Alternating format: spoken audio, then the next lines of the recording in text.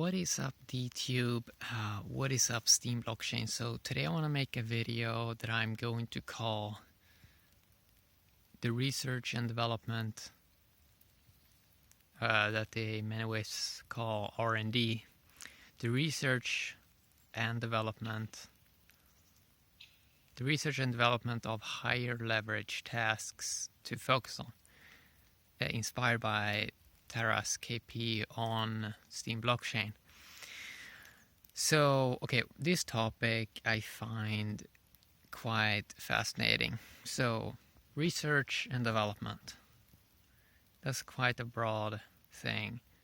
What does it mean? And what does higher leverage mean? Well, from my view, a lot of stuff that needs to be done is research into what should we actually be doing. Let's say someone is a content creator. What is the thing that I actually should research more into? What is the thing I should try to develop more? So, and then we come to researching higher leverage tasks. So the way I look at it is, I think that a lot of these things, reward systems, that when someone is doing something that is more leverage, for example, video in many ways is more leverage than a lot of other media forms because it just has the most amount of data. It has a video, it has sound, it just has more data happening. It's just more leverage than a lot of other formats. So that is an example of looking, for example, researching higher leverage tasks. Okay, video seems to sort of be where the general flow is going, and when someone is doing some form of higher leverage tasks, I sort of feel that reward systems that people like to look at a lot, I sort of feel that a lot of people complicate them. So I don't really think that you will have a system where, let's say, a piece of content is created, and let's say you get 100 people that vote on that. I always think it's going to be the case that 90% of the rewards comes from one source, one whale, or just one source. And I think that's always sort of going to be how it's going to play out. And what I think this is going to cause is people sort of know their reward system. It's quite they can sort of see the trend over a period of 30 days.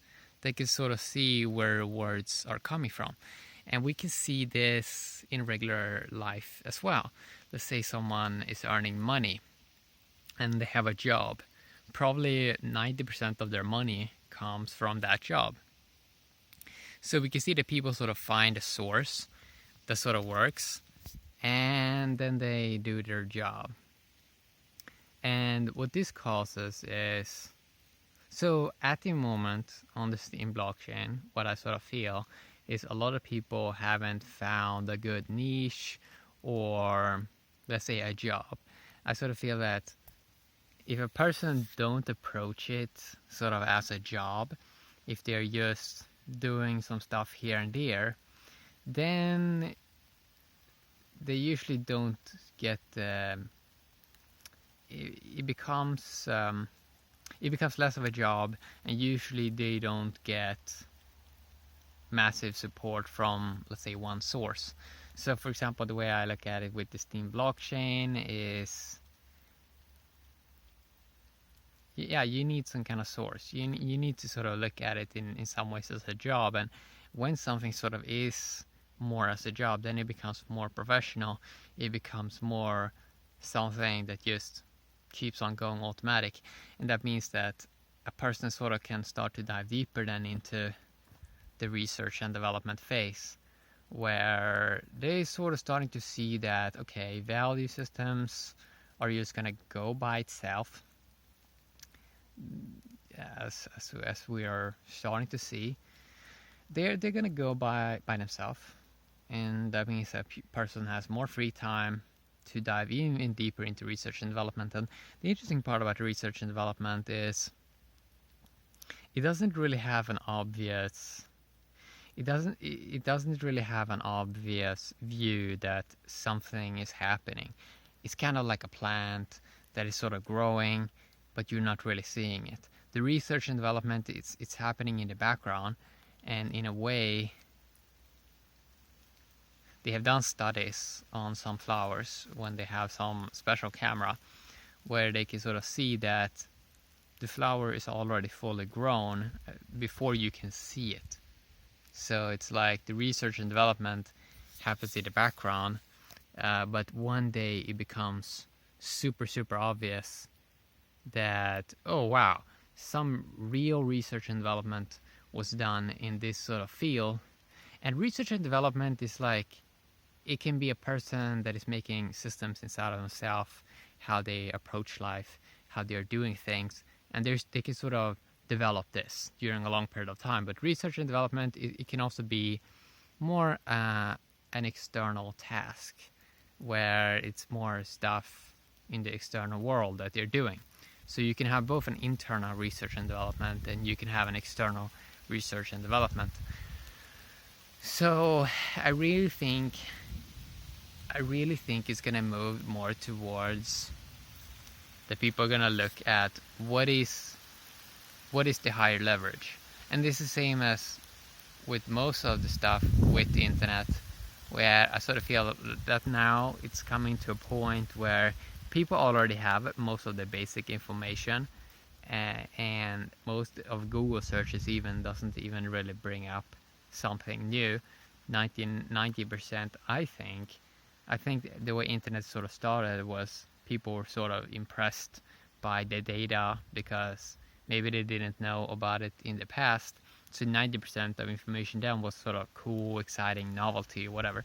But now I sort of think that it's moving to the other direction, where 90% of the information is just, well, it's not that interesting, it's not that exciting, it's not really on the edge of life. You can sort of detect that it doesn't really try to push things forward. And this way with higher leverage tasks, so I mean the key one that I found, video, right, is that video is kind of interesting because in very nuanced ways, I think it sort of push stuff a little bit forward. And the main way it does that is, I mean, you have a human talking, or maybe they're recording something or whatever, but it is pushing stuff a little bit forward, because words, language, this is just the most natural way of communicating for humans. It is what most resembles sort of real life in many ways, video, because you have most of the stuff, audio, sound, you see a human, or maybe you see something else, but you know, this is how humans sort of communicating a long time, that they saw a human or whatever in the real world, and it kind of resembles in many ways the real world, even though it's a little bit different. But my whole point is, I don't really think reward systems, I think that reward systems are just gonna work, and they sort of already are right now, but people sort of want to find, or they want to know, okay, but what are we going to do next week? What are we going to do then? How can this go? I mean, it's a lot of fun, right? But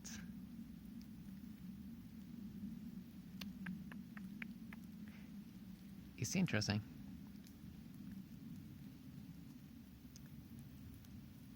This view, the way I think tech is going to go, is more into a nuanced direction. So something that is like a better version of YouTube, which I think DTube is. think that, yeah, it's gonna be more nuanced. That is better, and it's just gonna make more sense to switch eventually, because it's like, it's small things, but it's the paradigm. Like it is sort of the old paradigm of YouTube and content creation there. It is more, should I say,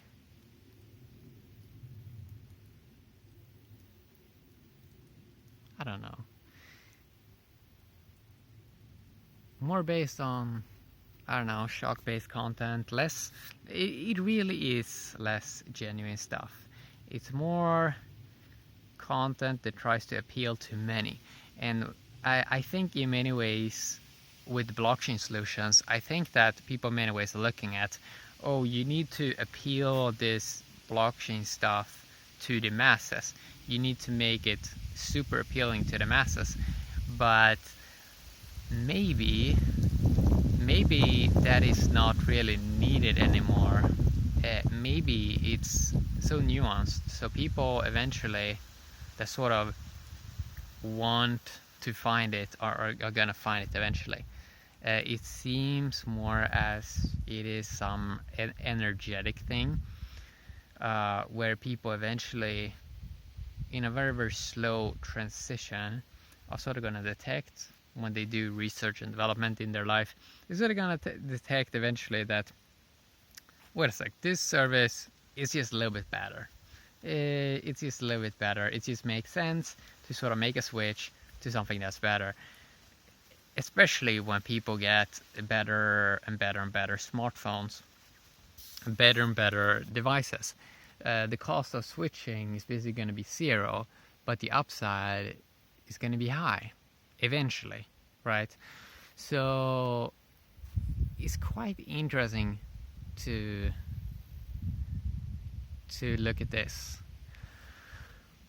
I can barely use the internet anymore unless there is with videos. Like, I prefer videos. I mainly want videos because I know I'm not gonna get any paywalls.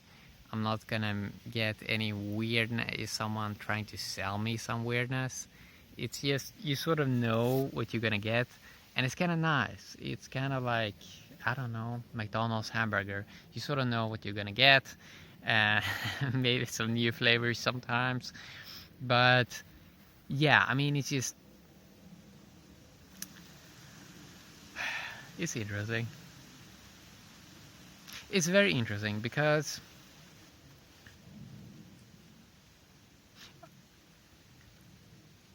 I think most tokens eventually gonna bore people, and this might sound super strange, but I think that people are going to become more critical of tokens. And they're going to see, okay, yeah, we can have a token for...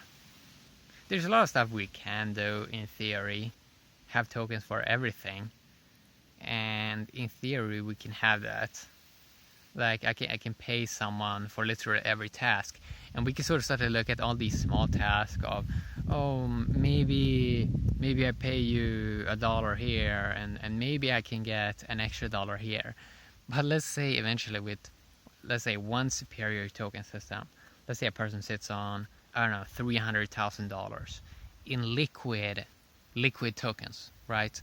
And then you really consider it, okay, so let's say a person sits on $300,000, okay, liquid tokens. Okay, we can do this other token also, where we can make like, okay, I send you $1 for something that you're doing. But it's like, let's say you had $300,000 in liquid tokens. Would you actually care about earning one more dollar here and there? Or would you just be like, we just need a great store of value. We just need a great store of value, and we need another token that maybe we use sometime. But then you look at people's like attention, right? Their time span. There's not enough time span for them to focus on hundreds of tokens. So it seems as they mainly is going to have two in their head. This has people using a smartphone or maybe they're using right now with smartphones. We started to get thousands of apps on a phone, but then eventually moves to this phase where people are just using one app, and that's kind of like what sort of probably is going to happen with token systems. It's like, yeah, we can have 100 billion various different tokens, but if a person sits on $300,000 in liquid assets, yeah, I mean, just the interest alone on that, it just keeps on increasing the value automatic. If they have some sort of time lock, some deposits, earning automated interest or whatever. I mean, all these token-based solutions are eventually going to create these systems. Already now, you're earning yearly interest on some token systems, including Steam Power, right? But eventually someone's going to make an even better system that creates scarcity, creates demand, lock up tokens. And then it's like, when a person is in that, and it's like they're already getting value automatic, it's like, yeah, they maybe they are not going to chase everything, one more dollar here and there. And it's like, yeah, we can do all of these other systems. We can do them. Or we can just have it on auto. And it seems as it's eventually going to go to automated systems, automated value systems, where humans truly just can do whatever it is they love. And that's quite interesting.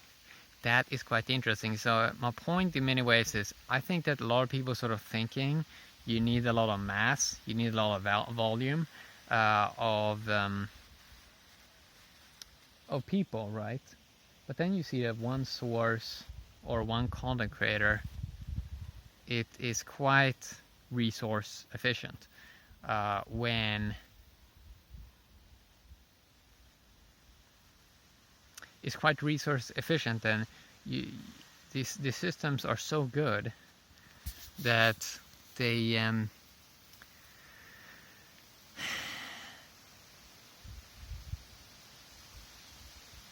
that the idea of production is like in many ways going to fade away. That a person can just do whatever it is they feel like. Yeah, I mean, it's quite a complex topic. Or it's not really complex, but it's like higher leverage tasks.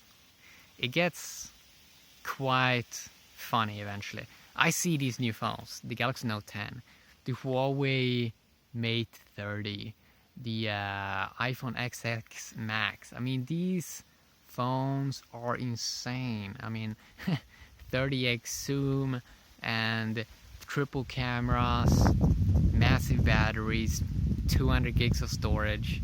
I mean, do we really need all of this? I mean, eventually one of these phones can probably run a whole node, can run a whole blockchain, can probably run a whole app or whatever, run whole automated AI systems eventually. And you see all of this, like where it's going, and it's like, that is quite interesting. That's quite interesting. So I think that in many ways, some stuff that people are sort of hypnotized over right now, of, for example, trying to maximize every dollar, I sort of in many ways think that's going to go away, because eventually it's going to be like, bro, I'm just going to give you a smartphone. Okay, it has tokens inside of it. It has everything you need. It's already covered. It's like, you can just focus now on research and development. Just focus on what you love and focus on trying to find more higher leverage tasks that eventually gives 1000x, right? So we started to get this first trend of try to get a ton of followers. Then we realized, okay, maybe you get 1 million followers, but then you realize, well, yeah, you can have 1 million followers, or you can just have one person that can leverage stuff, like can upscale stuff 1000x. And then that person can do more change, or it doesn't have to be a person, it can be a system or whatever. But the point, it can be a smartphone, but it's just that it's one source that can make all the change happen. and can transform whole systems, whole ways of looking at stuff. That's interesting. That's very, very, very, very interesting. We know, for example, that people are going to have a higher demand for better stuff, better experiences, more value. And people are going to do these systems. And the upside is, especially in this day and age, that I think that a lot of people are going to value liquid value. They're going to value liquid value more than trying to lock up their value in some 30 or 50-year pyramid scheme system where it's like you pretend you're making more value or whatever. I may be wrong, but I think this generation is going to value mobility way more. Yeah, that's what I want to talk a little bit about today. It's really, really interesting research and development, and trying to find higher leverage stuff. So I even think that's going to happen with Bitcoin and stuff like that. That people may see that, yeah, we can 10x this maybe, or 20x it. I'm not a financial advisor, but it's like maybe, or maybe something else is going to come in and it's like, yeah, we can have the Bitcoin, or we can have this other thing that is basically doing all of it better. And it's like, it's all good, man. It's all good. No more scarcity paradigm. Maybe, and people may not like it, but let's say, like, people have this idea of like the Lambo or Ferrari, but maybe we're gonna have this little nanobot that can build you a Ferrari, can build you a Lambo for like $300. Now, I don't know. Like, I don't know what's possible, but maybe you can do it eventually. Transportation, maybe you can bring down the cost a lot. You probably can do it. I mean, if you can get a super cool phone now for like $50, you can, like quad-core from China. I mean, can we like reduce it 10x more? Can it be like $5? Maybe. I don't know. But it's like, we don't know what's possible. And that's kind of cool. And we clearly don't know everything right now. So if we think we do cool stuff right now, I mean, imagine 10 or 20 years. We're probably gonna look back at this and laugh. Yeah, fun topics. That's what I want to talk a little bit about today. Yeah, inspired by Tara's KPI. He makes amazing Steam posts and writes interesting stuff. Yeah, have a great day, DTube. Have an awesome day. Steam blockchain. Bye bye.